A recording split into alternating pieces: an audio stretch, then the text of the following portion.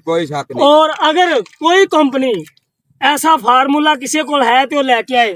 और जड़ देखो जिस तरह कमाद की थले जड़ होंदी है ना, उसको भी ज्यादा जड़ है। दूसरी चीज अज मैं सारे काश्तकारां नूं पिट के कह रहा कि किसान दोस्त फार्मूले ते आ जाओ, किसान दोस्त फार्मूले ते आ जाओ। कोई सोच रहे ने, अजे भी लोग सोच रहे ने, कल इंशाल्लाह ऐसा वक्त आना है कि इन्होंने पीछे दौड़ना है किसान दोस्त फार्मूले दे सैयद बाबुर बुखारी साहब दे, और इन्होंं मौका नहीं मिलना मिलने वास्ते भी। हुण इसे तरह मलिक साहब तुसीं ये पौधा इथों पट्टिया है, ये किस तरह पट्टिया गया है तुसीं दसो जरा।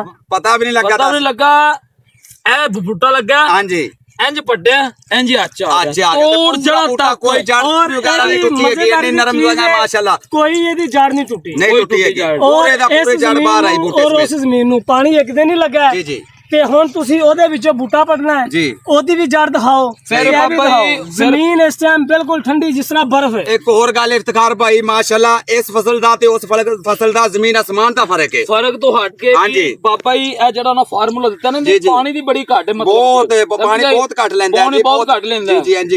ओंदे च पानी